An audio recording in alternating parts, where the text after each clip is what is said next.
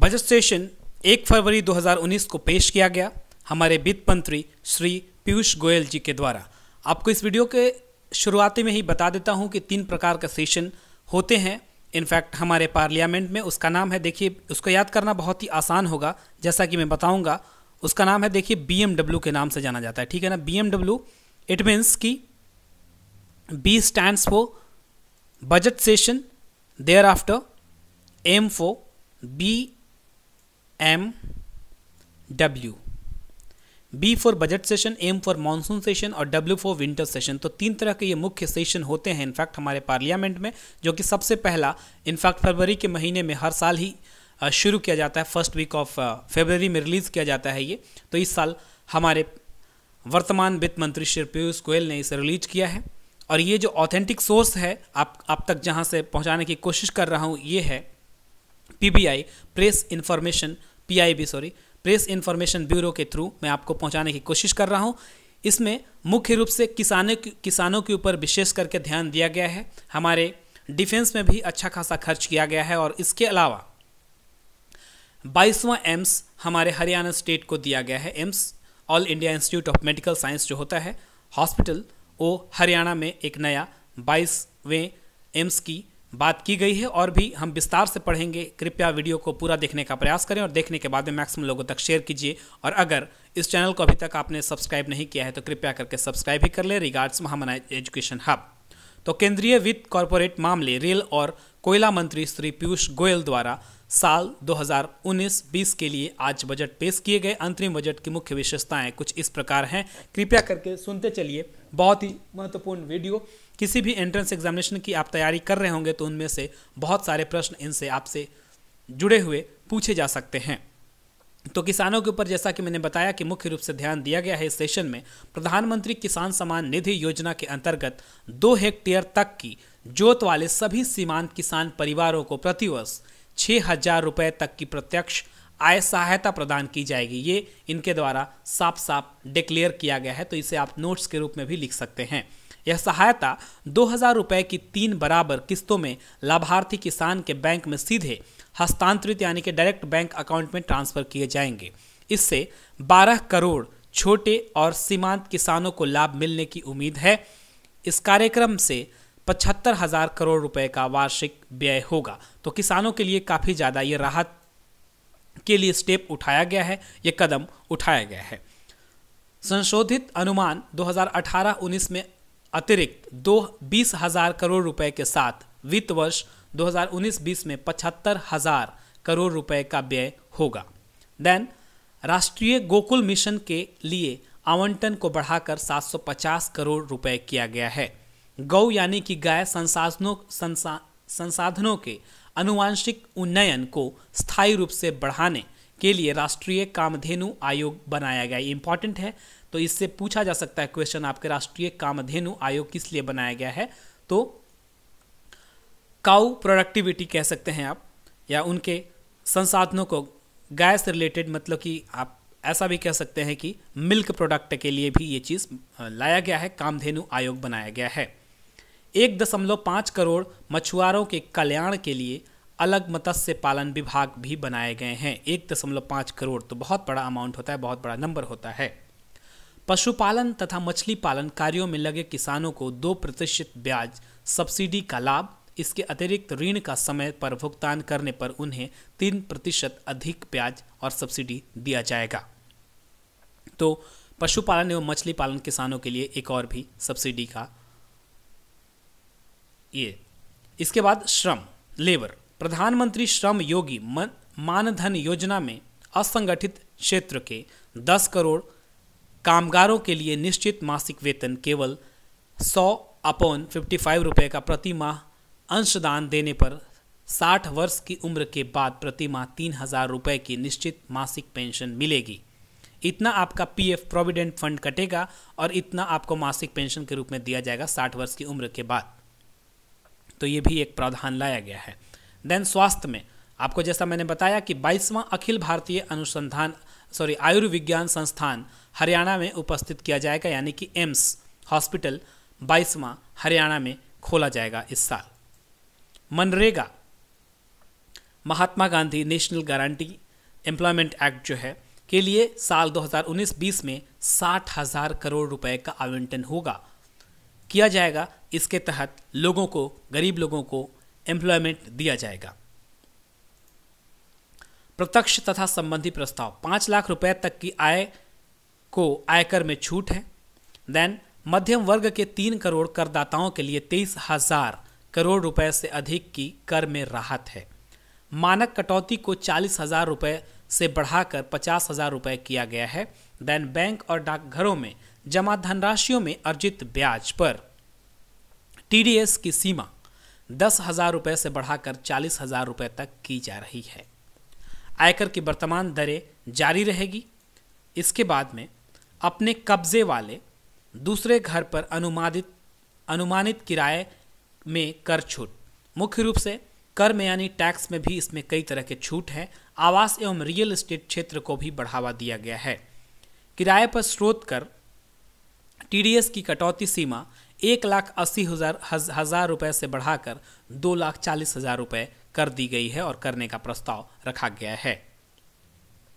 पूंजीगत लाभ के पुनर्निवेश पर मिलने वाली छूट का दायरा 2 करोड़ रुपए तक के पूंजीगत लाभ अर्जित करने वाले करदाताओं के लिए एक आवासीय मकान से 2 आवासीय मकान तक बढ़ाया गया। तो ये भी 2 करोड़ रुपए तक के पूंजीगत लाभ के लिए है। विशेष करके सस्ते आवास के लिए कर लाभ की अवधि अब आयकर कानून की धारा 80 IBA के अंतर्गत 31 मार्च 2020 तक बढ़ाई जा रही है। बिना बिकी संपत्ति के अनुमानित किराए पर आयकर की छूट 1 वर्ष से बढ़ाकर 2 वर्ष करने का प्रस्ताव किया गया। तो ये भी कर के मामले में, टैक्स के मामले में बहुत बड़ी छूट है। राजकोषीय कार्यक्रम, साल 2019-20 में राजकोषीय घाटा जीडीपी का 3.4% हो गया है। राजकोषीय घाटे के 3% पर लाने का लक्ष्य 2020-21 तक हासिल किया जाएगा। राजकोषीय घाटे को 2018-19 RE में घटाकर 3.4% तक लाया जाएगा, जो कि 7 वर्ष पूर्व करीब 6% था। वर्ष 2019-20 में कुल व्यय को 13% से अधिक बढ़ाकर 27,84,200 करोड़ रुपए तक लाया जाएगा। साल 2019-20 के पूंजीगत व्यय 3,36,292 करोड़ रुपए होने का अनुमान है। केंद्र प्रायोजित योजनाओं CSS के लिए आवंटन वर्ष 2019-20 में बढ़कर 3,27,679 करोड़ रुपए होगा। राष्ट्रीय शिक्षा मिशन के लिए वर्ष 2019-20 में आवंटन करीब 20% बढ़ाकर 38,572 करोड़ रुपए किया गया। तो ये स्टूडेंट्स के लिए बहुत बढ़िया है। राष्ट्रीय शिक्षा मिशन के अंतर्गत 20% बढ़ाया गया है इसमें बजट। इसके बाद एकीकृत बाल विकास योजना IDDS के लिए आवंटन 18% से अधिक बढ़ाकर 27,584 करोड़ रुपए किया गया। अनुसूचित जाति और अनुसूचित जनजातियों के लिए आवंटन में पर्याप्त वृद्धि। अनुसूचित जाति के आवंटन में 35.6% की वृद्धि कर इसे 76,801 करोड़ रुपए किया गया, जो कि 2018-19 में 56,619 करोड़ रुपए था। अनुसूचित जनजाति के आवंटन में 28% की वृद्धि कर 2019-20 में 50,086 करोड़ रुपए कर दिया गया है, जबकि साल 2018-19 में यह 39,135 करोड़ रुपए था। तो लगभग 10,000 से ज़्यादा करोड़ रुपए की वृद्धि हुई है। इसमें सरकार को यह विश्वास है कि 80,000 करोड़ रुपए को विनिवेश लक्ष्य को हासिल कर लेगी। राजकीय घाटा समेकन कार्यक्रम के साथ ऋण समेकन पर विशेष ध्यान। गरीब और पिछड़ा वर्ग को और क्या क्या बेनिफिट्स हुए हैं इस बजट के दौरान आपको हम बताते रहेंगे। कृपया वीडियो को पूरा देखने का प्रयास करें, बहुत ही इंपॉर्टेंट है आपके current affairs point of view से। देश के संसाधनों पर पहला अधिकार गरीबों का है, ये वित्त मंत्री पीयूष गोयल ने कहा ऐसा। गरीबों के लिए 10% आरक्षण को पूरा करने के लिए शिक्षण संस्थानों में 25% अतिरिक्त सीटें बढ़ाई गई है। तो ये उनके लिए एक बहुत बड़ी बात कही गई है। इनफैक्ट 25% सीटें बढ़ाई गई है शिक्षण संस्थानों में। देन शहर और गांव के बीच खाई को पाटने और गांव में जमीन की गुणवत्ता में सुधार के लिए लक्षित व्यय। सभी इच्छित परिवारों को मार्च 2019 तक बिजली के कनेक्शन प्रदान किए जाएंगे। इलेक्ट्रिसिटी ज़रूर ही प्रोवाइड किया जाएगा। पूर्वोत्तर राज्य के लिए यानी कि नॉर्थ ईस्टर्न स्टेट्स के लिए और भी क्या क्या प्रावधान दिए गए हैं इस बजट में, आप कृपया करके सुनने का प्रयास कीजिए। साल 2018-19 के बजट अनुमानों की तुलना में साल 2019-20 बजट में 21% तक की वृद्धि करते हुए आवंटन को 58,166 करोड़ रुपए तक का बढ़ावा दिया जाएगा। अरुणाचल प्रदेश, जिसकी राजधानी ईटानगर है, ने हाल में ही वायु मानचित्र पर अपनी उपस्थिति दर्ज की। मेघालय, त्रिपुरा और मिजोरम ने पहली बार भारत के रेल मानचित्र पर अपनी उपस्थिति दर्ज की। ब्रह्मपुत्र नदी की उन्नत नौवहन क्षमता के माध्यम से कंटेनर कार्गो का आवागमन किया गया है ब्रह्मपुत्र नदी में, जिसको कि नदियों में नद कहा जाता है इनफैक्ट। और इसी नदी पे सब भूपेन हजारिका नामक पुल है, जो कि हिंदुस्तान में नदी के ऊपर बनाया गया सबसे बड़ा पुल है। 9.1.2 किलोमीटर इसकी लंबाई है, तो ये भी जान लीजिए। वंचित वर्ग के लिए क्या क्या चीज़ें लाई गई हैं, ये भी आप देखते चलिए। सभी शेष गैर अनुसूचित घुमंतु और अर्धघुमंतु जनजातियों की पहचान के लिए नीति आयोग के अंतर्गत एक नई समिति का गठन किया गया है। गैर अनुसूचित घुमंतु तथा अर्धघुमंतु जनजातियों के विकास और कल्याण के लिए सामाजिक न्याय और आधिकारिकता मंत्रालय के अंतर्गत एक नवीन कल्याण विकास बोर्ड बनाया गया है। अब रक्षा यानी कि डिफेंस, रक्षा बजट में पहली बार 3 लाख करोड़ रुपए के आंकड़ों को पार किया गया। आप अभी तक के रक्षा बजट में सबसे ज़्यादा बजट है। रेल में साल 2019-20 में 64,587 करोड़ रुपए की पूंजीगत सहायता का प्रस्ताव रखा गया। समग्र पूंजी व्यय कार्यक्रम में 1,58,658 करोड़ रुपए किया गया। संचालन अनुपात के वर्ष 2018 98.4% से बढ़ाकर 96.2% और 2019-20 में 95% तक सुधार किया गया है। इसके बाद मनोरंजन उद्योग में आप देख सकते हैं कि क्या क्या इसमें और भी अमेंडमेंट और बदलाव किया गया। भारतीय फिल्म निर्माता फिल्मों के शूटिंग में सहायता के साथ साथ एकल खिड़की स्वीकृति सुविधा प्राप्त कर सकेंगे। ये आपके फिल्म में बदलाव किए गए हैं, फिल्म रिलीजिंग में और फिल्म शूटिंग में। स्वघोषणा पर और अधिक भरोसे के लिए नियामक प्रावधान दिए गए हैं। चोरी पर नियंत्रण करने के लिए सिनेमेटोग्राफ अधिनियम में एंटी कॉमकॉर्डिंग प्रावधान की प्रस्तुति की गई है। अभी सूक्ष्म और लघु एवं मध्यम उद्योग एवं व्यापारी के लिए और क्या क्या सुविधाएं मुहैया कराई जाएंगी, इस बजट के इस सत्र में आप देखते चलिए, आप सुनते चलिए। काफ़ी ज़्यादा महत्वपूर्ण वीडियो। जीएसटी पंजीकृत एसएमई उद्यमों के लिए 1 करोड़ रुपए की वृद्धिशील ऋण पर ब्याज में 2% की छूट दी गई है। सरकारी उपक्रमों में 25% में से कम 3% महिला स्वामित्व वाले लघु और मध्यम उद्योगों के लिए होगा। आंतरिक व्यापार पर अधिक ध्यान देते हुए DIPP को उद्योग और आंतरिक व्यापार संवर्धन विभाग का नया नाम दिया गया। डिजिटल ग्राम, सरकार अगले 5 वर्षों में 1 लाख ग्रामों को डिजिटल ग्रामों में परिवर्तित करेगी, ये इनका मानना है और ऐसा इस सत्र में बजट सेशन में कहा गया। अन्य घोषणाएं, आर्टिफिशियल इंटेलिजेंस पर राष्ट्रीय कार्यक्रम की सहायता के लिए एक नवीन राष्ट्रीय आर्टिफिशियल पोर्टल का गठन किया गया है। वर्ष 2014 से लेकर के 2019 यानी कि पिछले 5 वर्षों में उपलब्धियां क्या क्या हुई है, इसे कृपया करके सुनने का प्रयास करें, क्योंकि अगले आने वाले एंट्रेंस एग्जामिनेशंस और बहुत सारे कॉम्पिटिटिव एग्जामिनेशन में ये सवाल जरूर ही पूछे जाएंगे। भारत ने पिछले 5 वर्षों के दौरान वैश्विक अर्थव्यवस्था में एक मजबूत अर्थव्यवस्था के तौर पर सार्वभौगिक पहचान बनाई। वित्त मंत्री ने कहा कि वर्ष 2014 से लेकर 19 के दौरान देश बृहत आर्थिक स्थिरता के अपने सर्वश्रेष्ठ दौर का साक्षी बना। 2013 से लेकर 14 के 11वीं सबसे बड़ी अर्थव्यवस्था से अब दुनिया की 6ठी सबसे बड़ी अर्थव्यवस्था बना। वित्त मंत्री ने कहा कि सरकार ने 2009 से लेकर 2014 के दौरान उच्च मुद्रास्फीति को न्यूनतम स्तर पहुंचाया गया था। किसी भी अन्य सरकार की तुलना में औसत मुद्रास्फीति घटकर 4.6% पर पहुंची। दिसंबर 2018 में मुद्रास्फीति में 2.19% पर पहुंची। 7 वर्ष पूर्व करीब 6% की उच्च दर से 2018-19 में वित्तीय घाटा घटकर 4.6% तक पहुंचाया गया था। CAD के 6 वर्ष पहले उच्च 5.6% की तुलना में इस वर्ष सकल घरेलू उत्पाद के मात्र 2.5% रहने की संभावना है।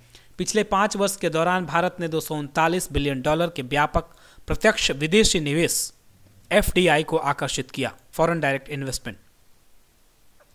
वित्त मंत्री ने कहा कि भारत ने विकास और समृद्धि के पथ पर दृढ़ता पूर्वक वापसी की। भारत विश्व की प्रमुख अर्थव्यवस्थाओं में सबसे तेजी से उभरने वाली अर्थव्यवस्था बना।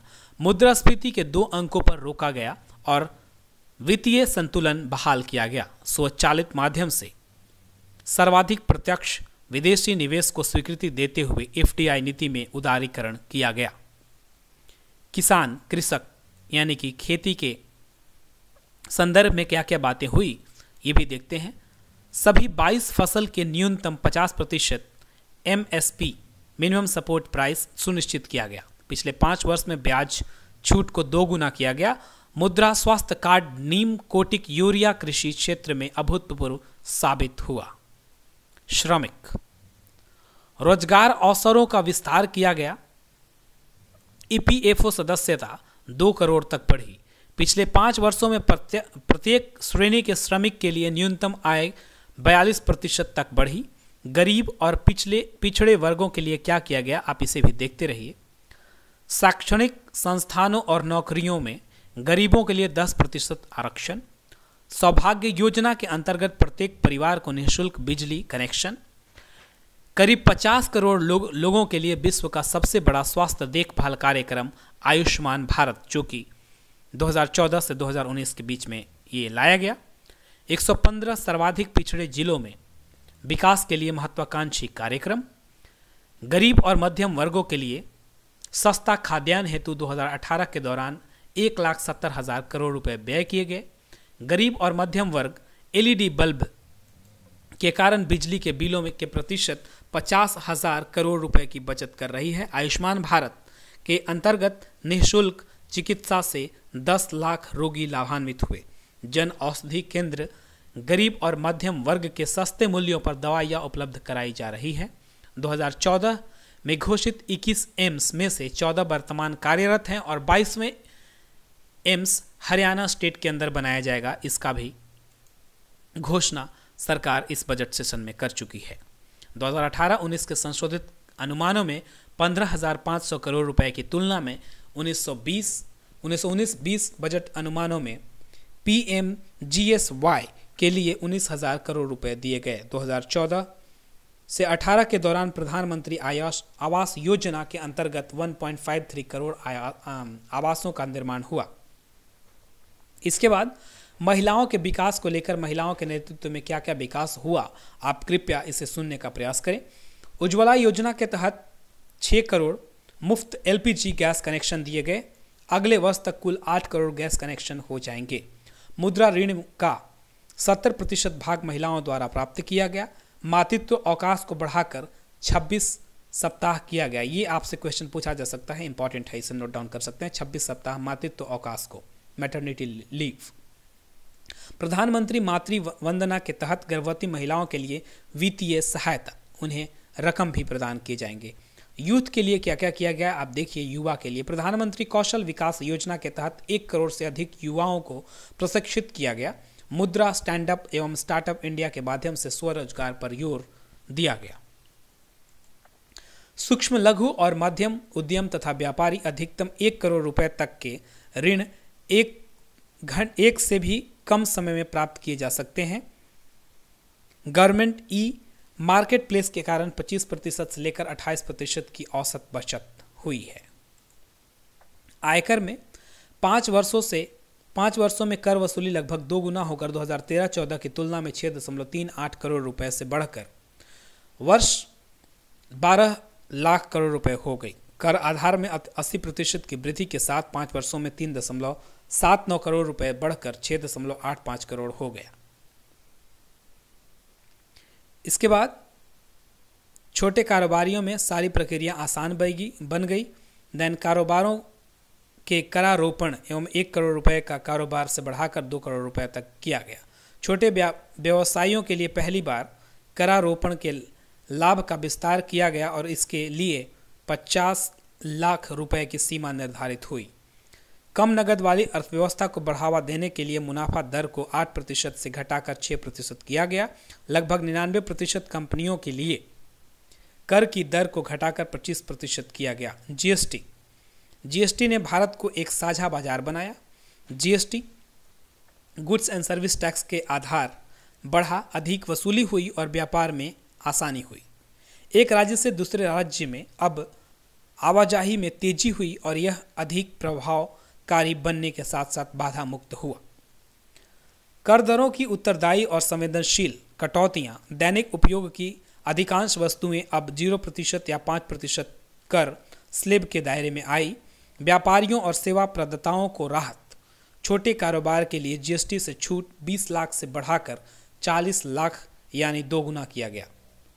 1.5 करोड़ रुपए तक के कुल व्यापार वाले छोटे व्यापारियों को अब केवल 1% निर्धारित दर का भुगतान करना होगा और वे केवल एक ही वार्षिक रिटर्न दाखिल करेंगे, तो उनके लिए छूट है। इनफैक्ट ये 50 लाख रुपए तक के कुल व्यापार वाले छोटे सेवा प्रदाता कंपोजिशन योजना का विकल्प चुनकर 18% से 6% जीएसटी का भुगतान कर सकते हैं, तो ये भी उनके लिए बहुत बड़ा राहत है।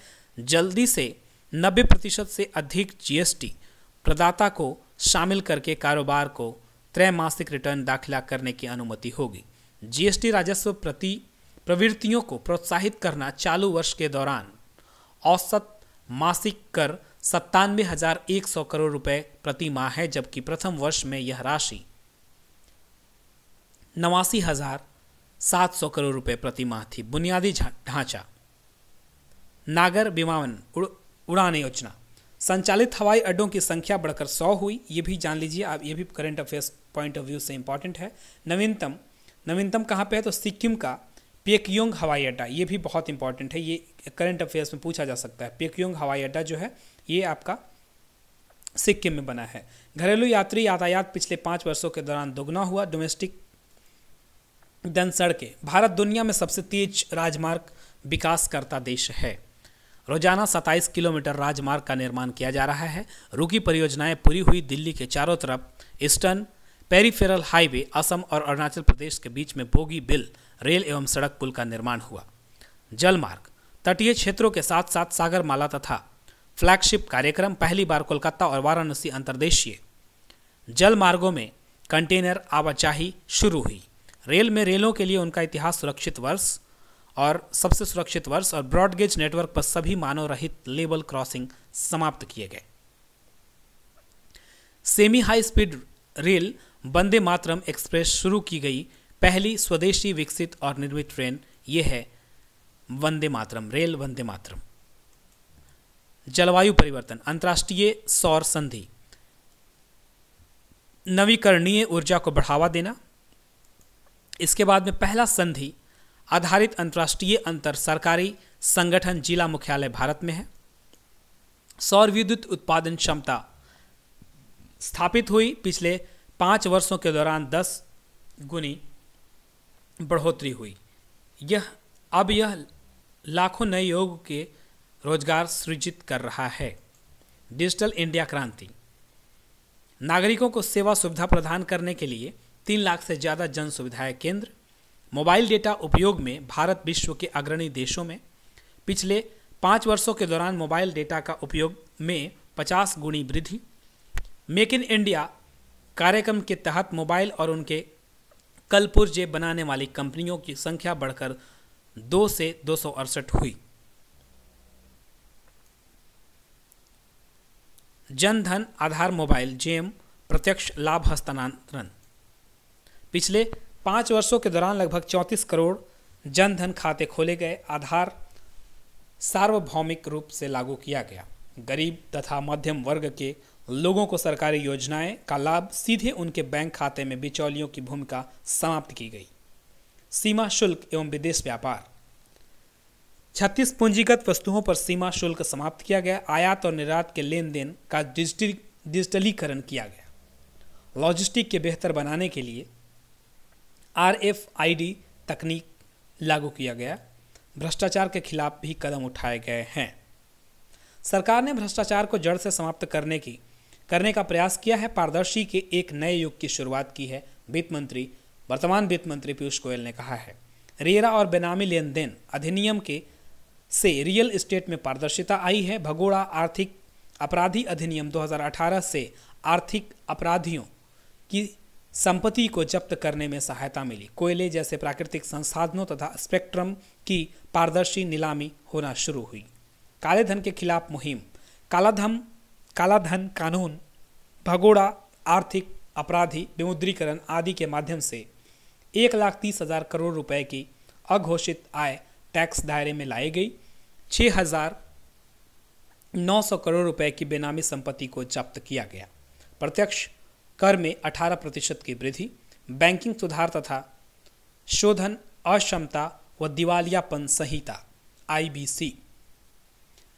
IBC ने समाधान अनुकूल व्यवस्था को संस्थागत रूप दिया। सरकार ने फोन बैंकिंग की संस्कृति को बंद किया। वित्त मंत्री। सरकार ने 4 रुपया की व्यवस्था को अपनाया। पहचान रिकॉग्निशन, समाधान रिजोल्यूशन, पुनः पूंजी प्रदान करना, recapitalisation and reforms. Clean banking के लिए सरकार ने कई उपायों को लागू किया।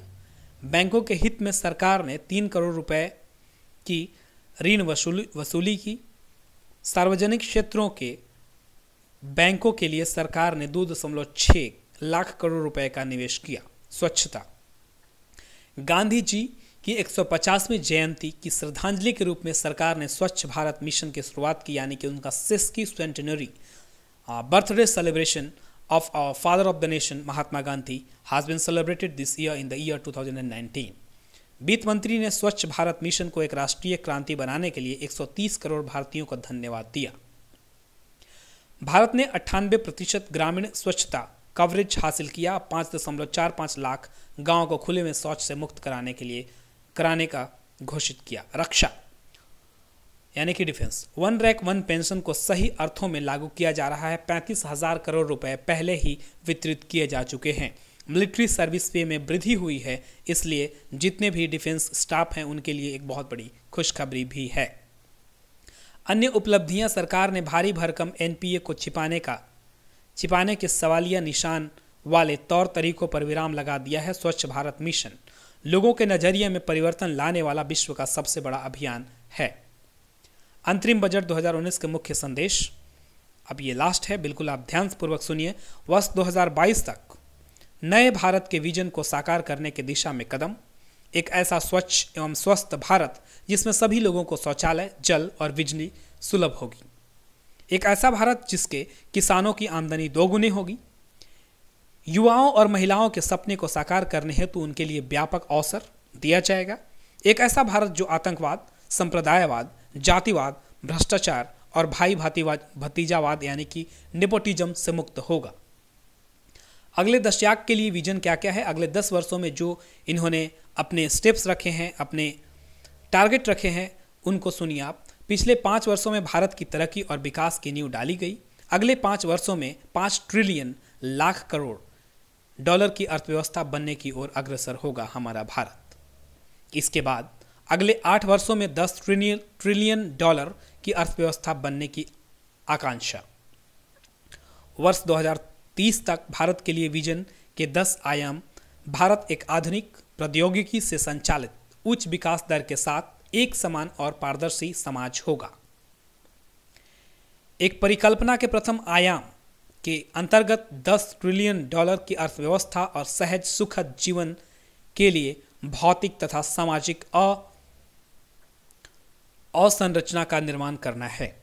परिकल्पना के दूसरे आयाम के अंतर्गत ऐसे डिजिटल भारत का निर्माण करना है जहां हमारा युवा वर्ग डिजिटल भारत के सृजन में व्यापक स्तर पर स्टार्टअप और इकोसिस्टम में लाखों रोजगारों का सृजन करते हुए इसका नेतृत्व करेगा। भारत को प्रदूषण मुक्त राष्ट्र बनाने के लिए इलेक्ट्रिक वाहनों और नवीनीकरणीय ऊर्जा पर विशेष ध्यान देना होगा। आधुनिक डिजिटल प्रौद्योगिकी का उपयोग करके ग्रामीण औद्योगिकीकरण के विस्तार के माध्यम से बड़े पैमाने पर रोजगारों का सृजन करना। सभी भारतीयों के लिए सुरक्षित पेयजल के साथ स्वच्छ नदियां और लघु सिंचाई तकनीकी को अपनाने के माध्यम से सिंचाई में जल का कुशल उपयोग करना। सागरमाला कार्यक्रम के प्रयासों में तेजी लाने के साथ भारत के तटीय और समुद्री मार्गों के माध्यम से देश के विकास को सशक्त बनाना होगा। हमारा अंतरिक्ष कार्यक्रम गगनयान भारत दुनिया के उपग्रह को प्रक्षेपित करने का लॉन्च पैड बन चुका है और 2022 तक भारतीय अंतरिक्ष यात्री को अंतरिक्ष में भेजना यह आयाम दर्शाता है। सर्वाधिक जैविक तरीके से खाद्यान्न उत्पादन में, खाद्यान्न निर्यात में भारत को आत्मनिर्भर बनना और विश्व की खाद्यान्न आवश्यकताओं को पूरा करने के लिए खाद्यान्नों का निर्यात करना। 2030 तक स्वस्थ भारत एक बेहतर स्वास्थ्य देखभाल एवं व्यापक आरोग्य प्रणाली के साथ साथ आयुष्मान भारत और महिला सहभागिता भी इसका एक महत्वपूर्ण घटक होगा। भारत को न्यूनतम सरकार अधिनियम शासन वाले एक ऐसे राष्ट्र का रूप देना जहां एक चुनी हुई सरकार के साथ कंधे से कंधा मिलाकर चलने वाले सहकर्मियों और अधिकारियों के शासन को मुक्त करा दिया जाएगा।